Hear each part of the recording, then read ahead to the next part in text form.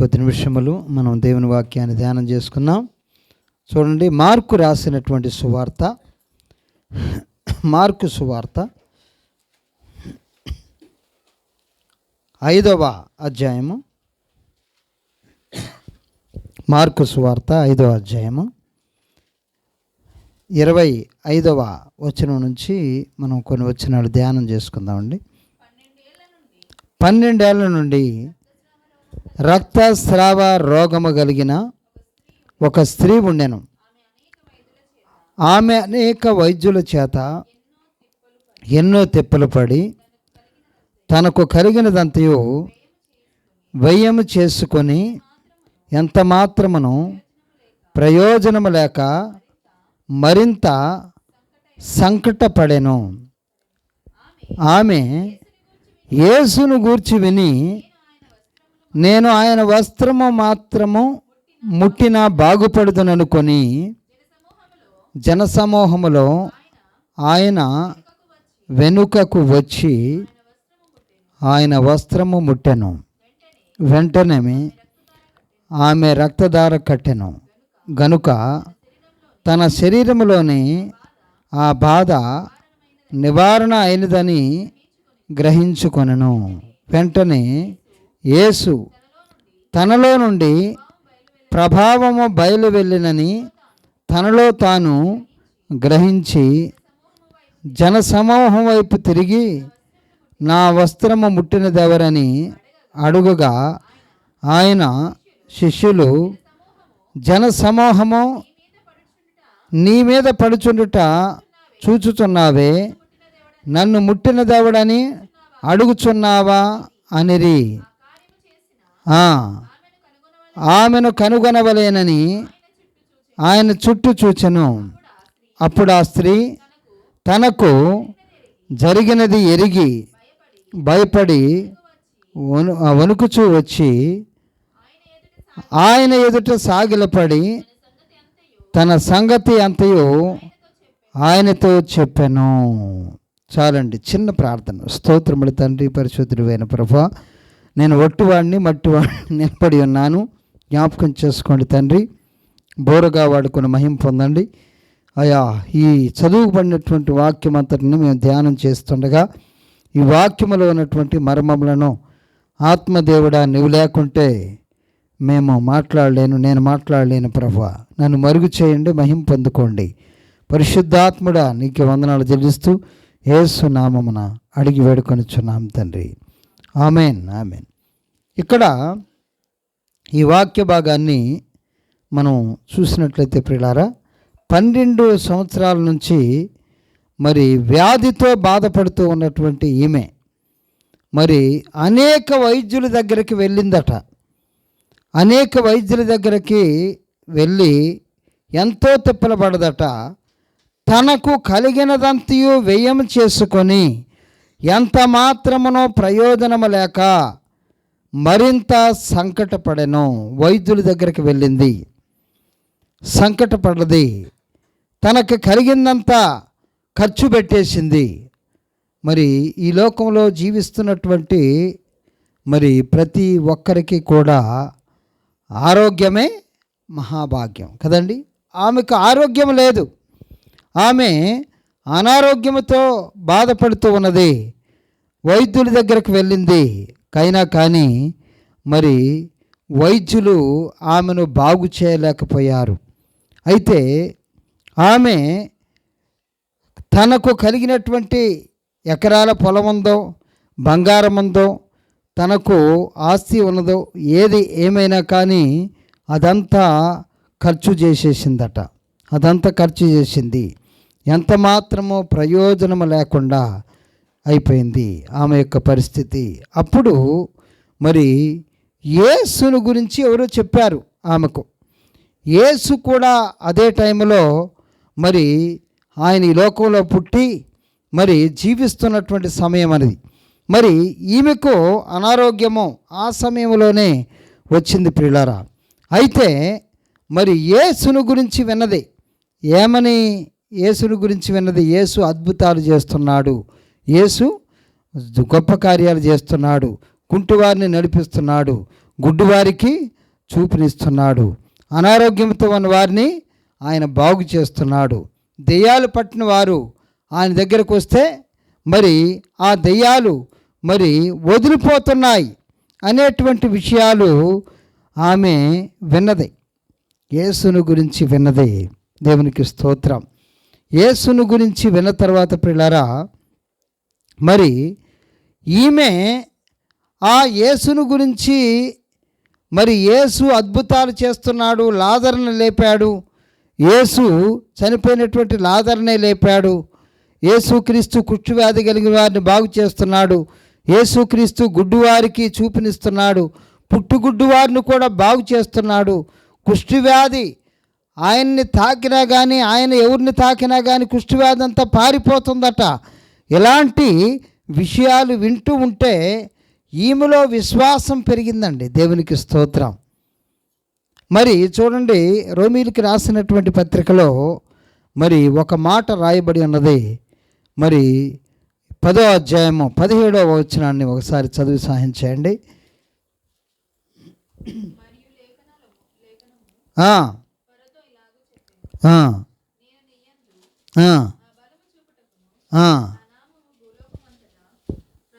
రోమా 10:17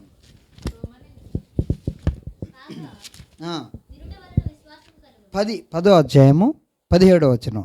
కాగా వినుట వలన విశ్వాసము కలుగును, వినుట క్రీస్తును గూర్చిన మాట వలన కలుగును. చాలండి. దేవునికి స్తోత్రం.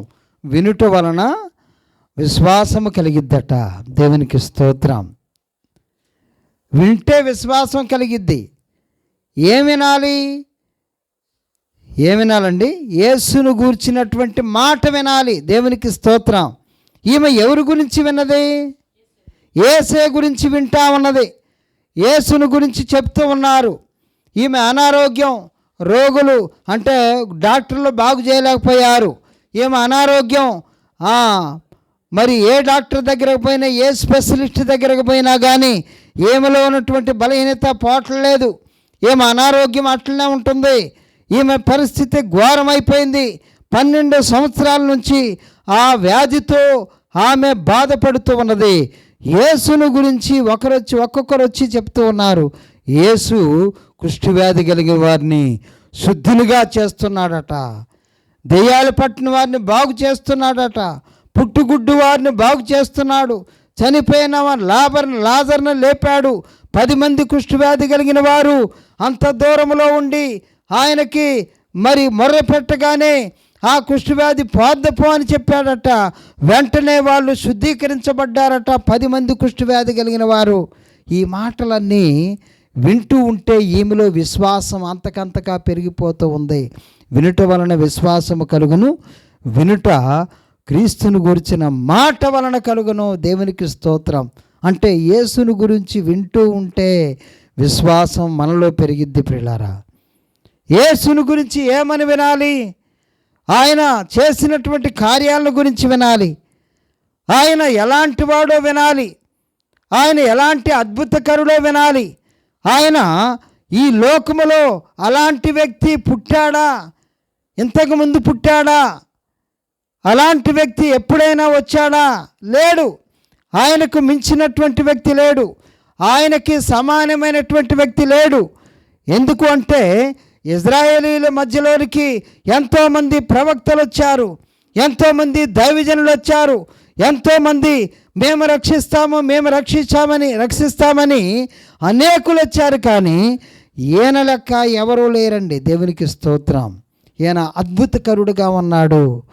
ఈయన ఒక మాట చెప్తే చాలు పారిపోతున్నాయి ఏదైనా. ఈయన ముట్టుకుంటే అనారోగ్యం పారిపోతూ ఉన్నది. అమ్మా, నీ అనారోగ్యం చాలా చిన్నదే.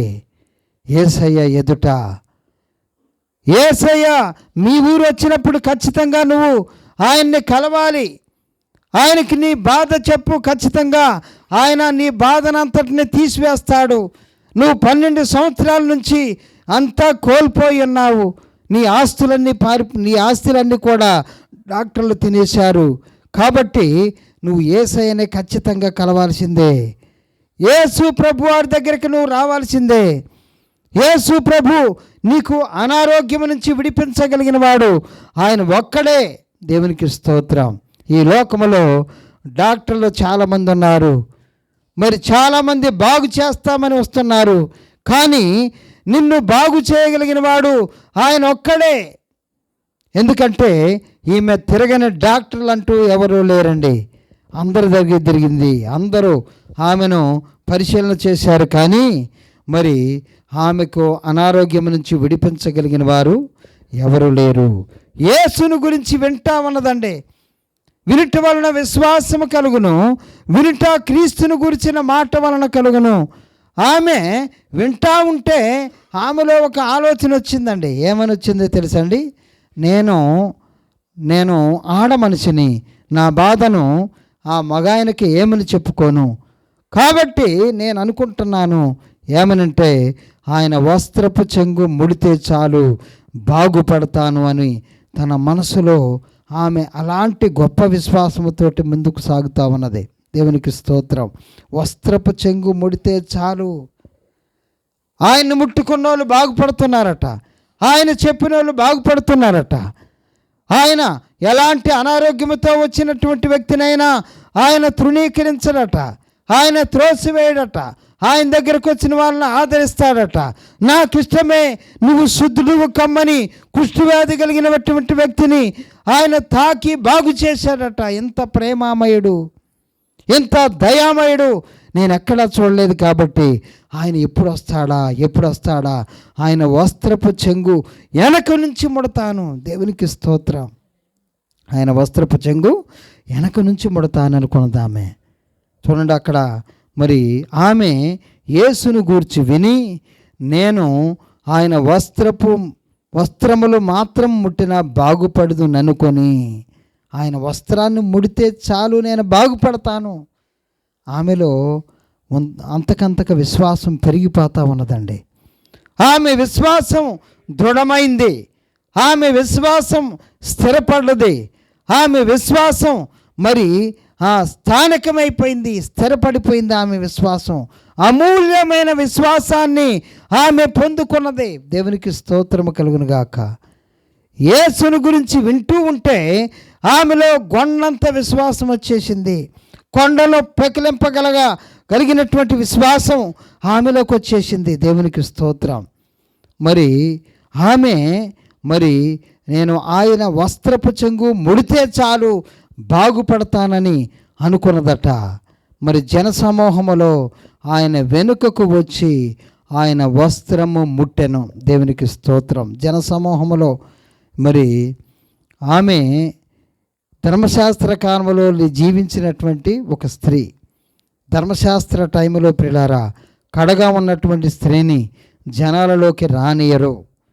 కానీ ఈమె ముసుగప్పుకొని వచ్చిందో ఎట్లొచ్చిందో, యేసు ప్రభు ఆ ఊరికి వచ్చాడని తెలిసింది. తెలవటంతో ప్రియులారా, వెంటనే ఆమె ముసుగప్పుకుందో జనాల్లోకి వెళ్ళిపోయి ఆయన వస్త్రాన్ని ముట్టుకుందట. దేవునికి స్తోత్రం. ఆమె ముట్టగానే ప్రియులారా 29వ వచనంలో, వెంటనే ఆమె రక్తధార కట్టెను గనుక తన శరీరంలోని ఆ బాధ నివారణ అయినదని గ్రహించుకొనెను. దేవునికి స్తోత్రం. అనారోగ్యం నుంచి విడిపించబడ్డది. ఆమెకి సంపూర్ణ స్వస్థత వచ్చేసింది. ఆమెకి అనారోగ్యం నుంచి విడిపించబడ్డది. ఆమెకి తెలిసిపోయింది, నాకు అనారోగ్యం నుంచి విడిపించబడ్డాను. దేవునికి స్తోత్రం. ఇక తర్వాత ఏం జరిగిందండి? వెంటనే యేసు తనలో నుండి ప్రభావము బయలు వెళ్ళనని తనలో తాను గ్రహించి, దేవునికి స్తోత్రము కలుగును గాక. యేసు ప్రభువుకి అర్థమైపోయింది, ఒక స్త్రీ గొప్ప విశ్వాసముతోటి నన్ను ముట్టుకున్నది అని తాను గ్రహించి జనసమూహము వైపు తిరిగి నా వస్త్రములు ముట్టినదెవరని అడగగా. దేవునికి స్తోత్రం. యేసు ప్రభువారికి సమస్తమును ఎరిగినటువంటి దేవుడికి తెలియదండి, ఆయనకి సమస్తమును ఎరిగినవాడు. బహుశా ఆ ఊరికి ఆమె గురించే వెళ్ళి ఉండవచ్చు. ఆయన ఆ ఊరికి ఆమె గురించే వెళ్ళి ఉండవచ్చు. దేవునికి స్తోత్రం. అయితే మరి వస్త్రం ముట్టగానే బాగుపడిపోయింది. మరి నాలో నుంచి ప్రభావం పోయిందట. ఆయనలో నుంచి ప్రభావం వెళ్ళి ఆమెను తాకింది. దేవునికి స్తోత్రం. అంటే విశ్వాసం ఉంచినప్పుడు ప్రియులారా, దేవుని యందు మనం విశ్వాసం ఉంచినప్పుడు మనలోనికి ఆయన ప్రభావం వచ్చిద్ది. దేవునికి స్తోత్రము కలుగునుగాక.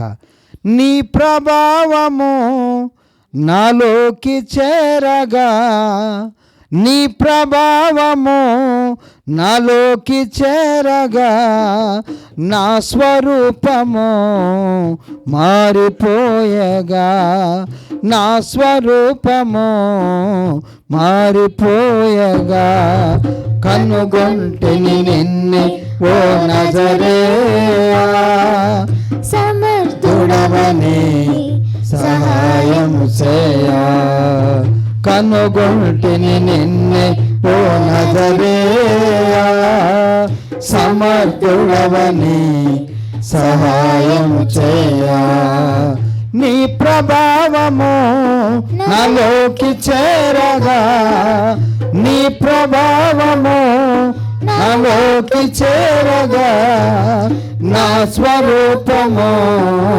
మారిపోయగా, నా స్వరూపము మారిపోయగా, కనుగొంటిని నిన్నే ఓ నజరేయా, సమర్థుడవని సహాయము చేయా.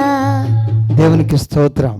వెంటనే యేసు తనలో నుంచి ప్రభావం బయలు వెళ్ళిపోయిందని గ్రహించినటువంటి యేసుక్రీస్తు ప్రభువారు నన్నెవరో ముట్టుకున్నారు అంటుంటే ప్రియులారా, యేసుక్రీస్తు ప్రభువారు అందరినీ అడుగుతున్నారు, నన్నెవరో ముట్టుకున్నారు? అందరు నీ మీద పడుతున్నారు కదా ప్రభా, అందరూ నీ మీద పడుతున్నారు కదా అనంటే, లేదు లేదు, ఒక ప్రత్యేకమైనటువంటి వ్యక్తి నన్ను ముట్టుకున్నారు. దేవునికి స్తోత్రం. ఆమె స్థిరమైన విశ్వాసముతో ముట్టుకుంది, అమూల్యమైన విశ్వాసముతో ముట్టుకుంది. ఆమె ప్రగాఢమైనటువంటి విశ్వాసముతో నన్ను ముట్టుకున్నది, గొప్ప విశ్వాసముతో నన్ను ముట్టుకున్నది. ఆమె విశ్వాసము స్థిరమైనది, ఆమె విశ్వాసము మరి స్థిరంగా ఉన్నది. ఆమె వస్త్రపు చెంగు ముడితే చాలు నేను బాగుపడతాననేటువంటి గొప్ప విశ్వాసముతోటి ఆమె నా దగ్గరకు వచ్చింది. అంటే నువ్వు ఎలాంటి విశ్వాసముతో ఉన్నావో దేవుడు గ్రహించేవాడుగా ఉన్నాడు. నువ్వు ప్రార్థించేటువంటి యేసుక్రీస్తు ప్రభువారు. దేవునికి స్తోత్రం. నువ్వు ఎలాంటి విశ్వాసంతో వస్తున్నావు, ఎలాంటి విశ్వాసాన్ని కలిగి ఉన్నావు? దృఢమైనటువంటి విశ్వాసం అనేది, బలమైనటువంటి విశ్వాసం అనేది, లేకుంటే మరి అల్ప విశ్వాసమా? ఈమెను మాత్రం యేసుక్రీస్తు ప్రభువారు ఆమె దృఢమైన విశ్వాసం అని ఆయన నమ్ముతూ ఉన్నాడు. ఆమెను సర్టిఫై చేస్తున్నాడు. దేవునికి స్తోత్రం. ఆమె భయపడిపోతుందండి. ఎందుకు? ముట్టుకున్నాను, బాగుపడిపోయింది, చెప్పకుండా ముట్టుకున్నాను కదండి. ఆమెలో అపరాధ భావం. నేను ప్రభుల వారిని చెప్పలేదు కదా, ప్రభుల వారికి చెప్పకుండా ముట్టుకున్నాను అనేటువంటి ఒక అపరాధ భావం ఆమెలో, గిల్టీ ఫీలింగ్ వచ్చేసింది. గిల్టీ ఫీలింగ్ తోటి మరి ఆమె భయపడి వణికిపోతూ ఉన్నది. ఎవరు నన్ను ముట్టారు, ఎవరు నన్ను ముట్టారు అని యేసుక్రీస్తు ప్రభువారు ఆరాధిస్తుంటే ప్రియులారా, ఆ కిందికి వచ్చినాను చదవండి, 31వ వచనం. మార్కు 5:31. ఆయన శిష్యులు, జనసమూహము నీ మీద పడుచుండుట చూచుచున్నావే, నన్ను ముట్టినదెవరని అడుగుచున్నావా? జనసమూహం అందరూ ముడుతున్నారు ప్రభుల వారిని, చాలామంది ముట్టుకుంటున్నారు, వాళ్ళు ఒట్టొట్టిగా ముట్టుకుంటున్నారు. దేవునికి స్తోత్రం. వాళ్ళందరూ కూడా ఒట్టిగా వస్తున్నారు, గట్టిగా రావట్లేదు దేవుని దగ్గరికి. దేవుని దగ్గరికి ఒట్టిగా రావటం ఉన్నది, గట్టిగా రావటం ఉన్నది. ఆనందం కోసం వస్తున్నావా? వినోదం కోసం వస్తున్నావా? భక్తి కోసం వస్తున్నావా? ప్రభువుని హత్తుకోవాలని వస్తున్నావా? ప్రభువుని ఖచ్చితంగా నేను ముట్టుకుంటే బాగుపడతాను, దేవుడు నన్ను ఖచ్చితంగా నన్ను బాగు చేయగలడు, ప్రభువు నా యొక్క మరి ప్రాబ్లం నుంచి విడిపించగలడనేటువంటి గట్టి విశ్వాసం, దృఢమైన విశ్వాసంతో రావాలి. అందరు నిన్ను ముట్టుకుంటున్నారు కదా, ముట్టుకునే వాళ్ళలో చాలామంది ఉన్నారు కదండి, ప్రభువుని ముట్టుకుంటున్నారు, అప్పుడు ఒట్టొట్టుగా ముట్టుకుంటున్నారు. కానీ ఈమె ముట్టుకోవటం వేరు. దేవునికి స్తోత్రం. నేను బాగుపడాలి, హల్లెలూయా, నేను బాగుపడిపోవాలి, నా ప్రభువులో నుంచి ఆ ప్రభావము నన్ను తాకాలి. దేవునికి స్తోత్రం. ఆ ప్రభావము తాకబడి నేను స్వస్థతలోకి రావాలి, నా కుటుంబం బాగుపడాలి, నా పిల్లలు బాగుపడాలి,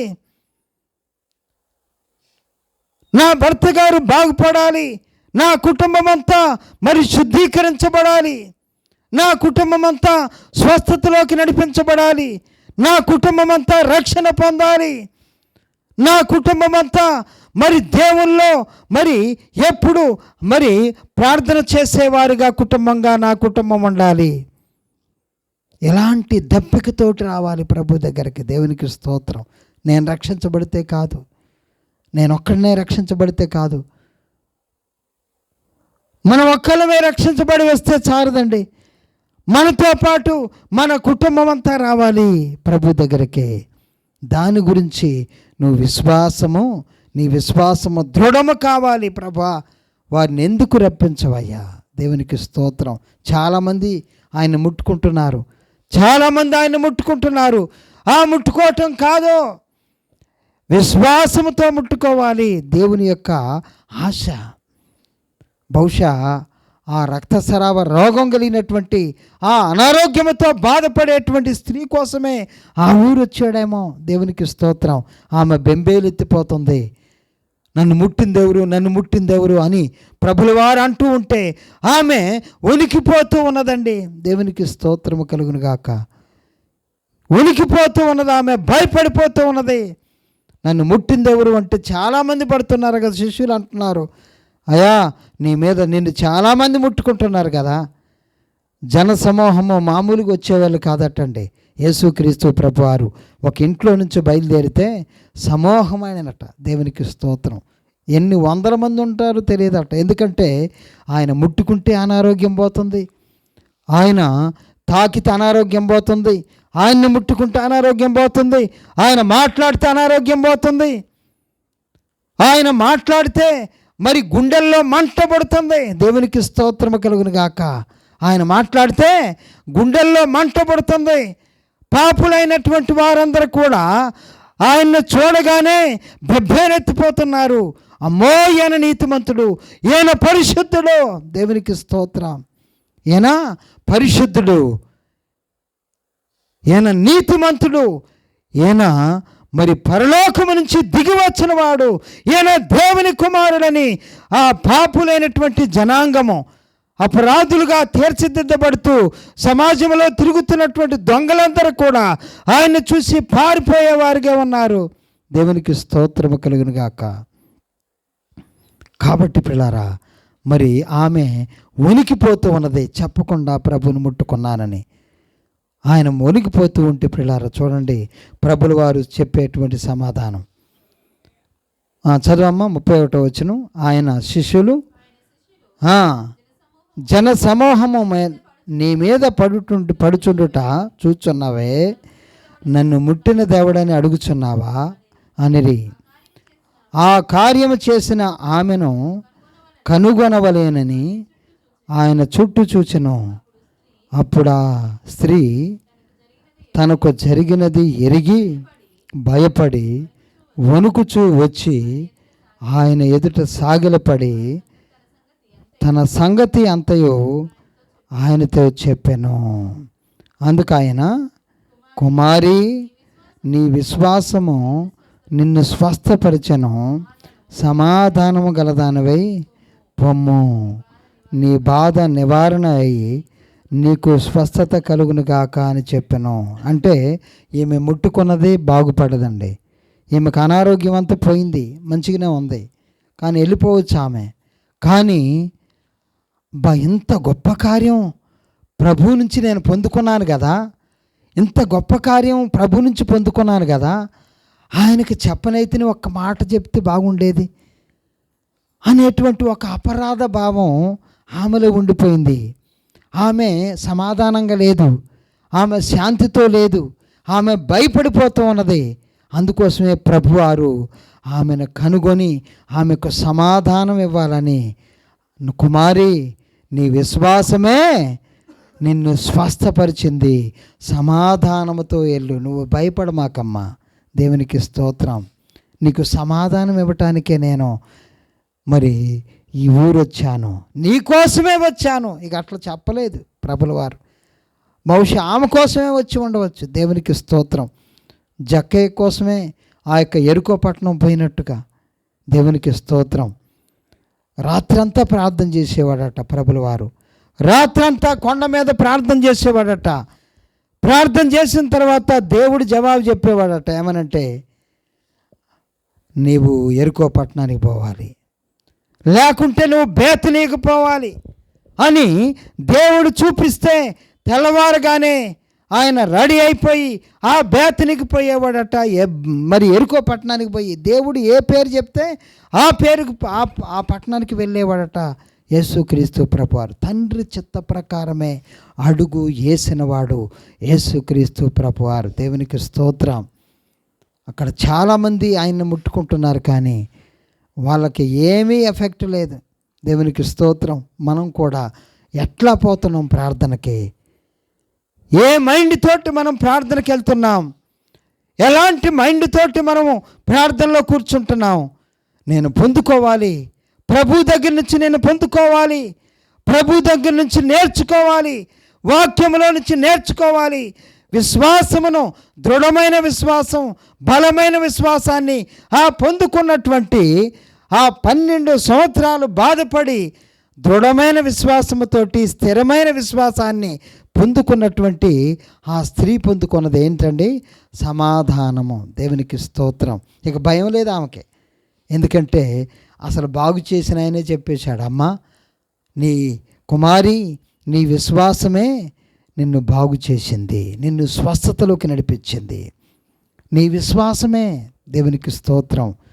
ఎంతో విశ్వాసాన్ని పెంచుకున్నావు నువ్వు.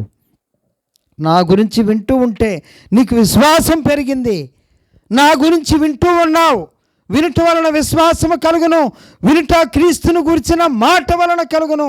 యేసును గురించి నువ్వు ఎంత విన్నా కానీ నీ విశ్వాసం పెరగట్లేదంటే ఒకసారి ఆలోచన చేసుకోవాలి. దేవునికి స్తోత్రం.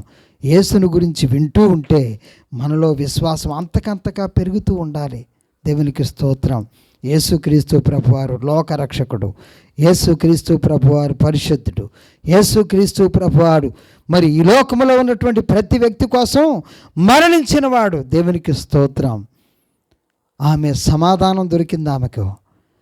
కుమారి మరి నీ విశ్వాసమే నిన్ను స్వస్థపరిచింది, దృఢమైన విశ్వాసంతో వచ్చావమ్మా. నాకు సంగతి చెప్పకుండా నువ్వు ముట్టుకోవాలనుకున్నావు. దేవునికి స్తోత్రం. అయినా కానీ నాలో నుంచి ప్రభావం నీలో పోయింది అనంటే నీ విశ్వాసం గొప్పది. దేవునికి స్తోత్రం. నాలో నుంచి ప్రభావం వెళ్ళిపోయింది, నిన్ను తాకింది, నీలో ఉన్నటువంటి అనారోగ్యం పారిపోయింది. కాబట్టి నీ విశ్వాసము గొప్పదమ్మా, నీ విశ్వాసము నిన్ను బాగు చేసింది. సమాధానముతో భయపడమాకేగా, నీకు భయం అవసరం లేదు. దేవునికి స్తోత్రం. ప్రభు దగ్గరకు వచ్చావు, నన్ను ముట్టుకున్నావు, బాగుపడ్డావు, సమాధానంతో వెళ్ళు. నీకు సమాధానం కావాలి, నువ్వు భయపడాల్సిన అవసరం లేదు. సమాధానం లేకుండా నువ్వు ఇక్కడి నుంచి పాటు నాకు ఇష్టం లేదు. అందుకోసమే నిన్ను పిలిచాను. నువ్వు వస్తున్నావని నాకు తెలుసు. వర్తమాన భూత భవిష్యత్ కాలమని ఎరిగినవాడు యేసుక్రీస్తు ప్రభువారు, దేవుని కుమారుడు యేసుక్రీస్తు ప్రభువారు, దేవుడే యేసుక్రీస్తు ప్రభువారు. మరి దేవుడుగా ఈ లోకంలో అవతరించినాడు. దేవునికి స్తోత్రం. ఆయన ఈ లోకంలోకి రాకముందు ప్రియులారా, యేసుక్రీస్తు ప్రభువారు ఈ లోకంలోకి రాకముందు అనేక ప్రవక్తల నోట ఆయన పలికించబడ్డాడు, ఆయన ఈ లోకంలోకి వస్తాడు వస్తాడు వస్తాడు వస్తాడు అని. చివరగా మరి ఒక్క వ్యక్తి యేసుక్రీస్తు ప్రభువారిని పట్టుకుంటాడు. చూడండి, బాలుడిగా ఉన్నటువంటి యేసుక్రీస్తు ప్రభువారిని పట్టుకొని ముద్దు పెట్టుకొని బాలుణ్ణి దీవిస్తాడు. లూకాసు వార్త 2వ అధ్యాయము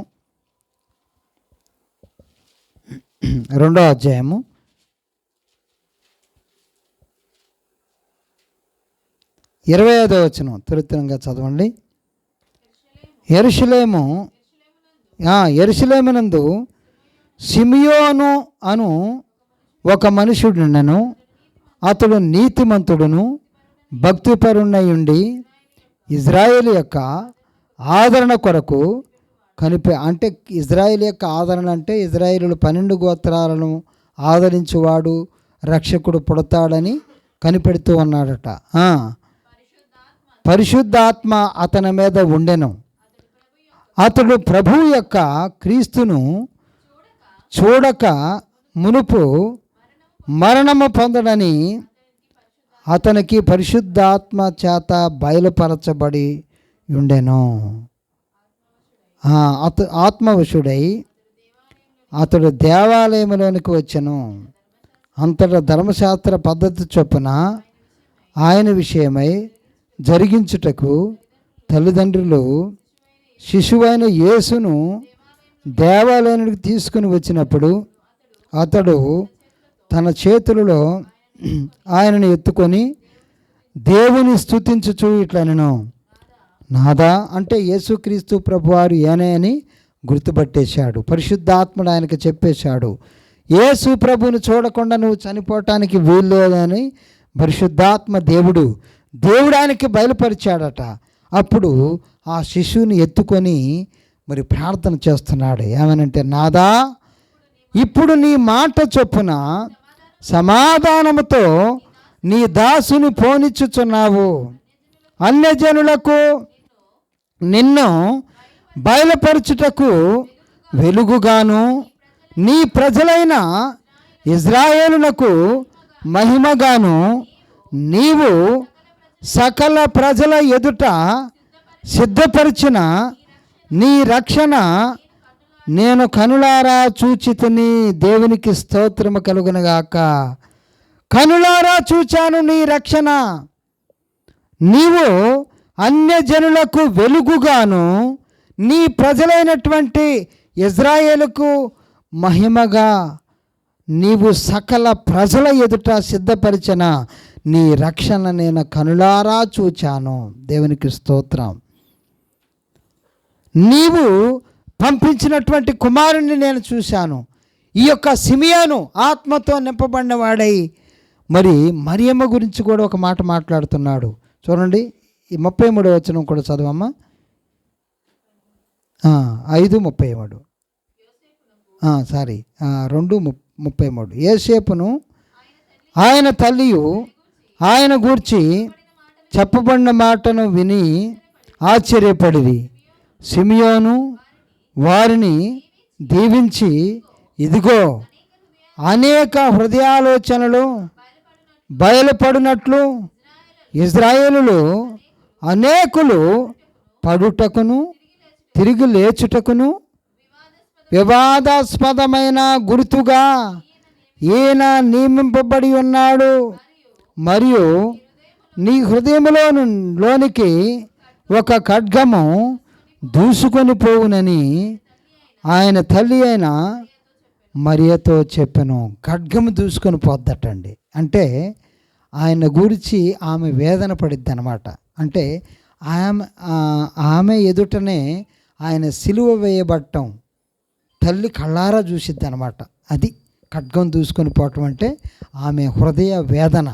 అందుకోసమే ప్రభుల వారు మరి శిలువ మీద ఉండి ఒక మాట అంటాడు, అమ్మ ఇదిగో నీ కుమారుడని అప్పచెప్తాడనమాట. అంటే కొంచెం ఓదార్పు చెందిద్ది. కన్న తల్లి మరి తన కుమారుడు మరి బాధపడుతుంటే చూడగలిగిద్దండి. ఏ కన్నతల్లి చూడలేదు కదా. కన్నతల్లి తరుక్కుపోద్ది అనమాట. అందుకోసమే నీ హృదయంలో నుంచి ఖడ్గం దూసుకొని పోద్ది అని ఆ యొక్క సిమియోను అనేటువంటి ప్రవక్త మరి వృద్ధుడై ఆత్మను పొందుకున్నవాడై యేసును గురించి అన్యజనులకు వెలుగుగాను తన ప్రజలైనటువంటి ఇజ్రాయేలులకు మహిమగాను ఆయన ఉంటాడని చెప్తాడు. దేవునికి స్తోత్రము కలుగును గాక. హల్లెలూయా. కాబట్టి యేసును గురించి వింటా ఉంటే ప్రియులారా, ఆ యొక్క స్త్రీకి 12 సంవత్సరాల బాధ క్షణములో మాయమైపోయింది. దేవునికి స్తోత్రం. కాబట్టి మనము కూడా యేసును గురించి వినాలి. యేసును గురించి మరి టీవీలలో ప్రసంగం, ఏ ప్రసంగమైనా వినాల్సిందే అండి. వింటూ ఉండాలి, యేసును గురించి వింటూ ఉండాలి, యేసును గురించి చదువుతూ ఉండాలి, యేసును గురించి మనం ప్రార్థన చేస్తూనే ఉండాలి. ఆయన్ని ఎంత ధ్యానించినా కానీ మనం ఒక తృప్తికి రాకూడదండి. దేవునికి స్తోత్రం. ఆయన గురించి వింటూనే ఉండాలి. ప్రభుల వారు గొప్పవాడు, రక్షకుడు. అలాంటి ప్రభు నీ హృదయంలో, నా హృదయంలో ఎల్లప్పుడూ జీవించునుగాక. అలాంటి కృప దేవుడు మనకందరికి అనుగ్రహించునుగాక. ఆమెన్, ఆమెన్, ఆమెన్. ఒక పాట పాడుచుండగా మనం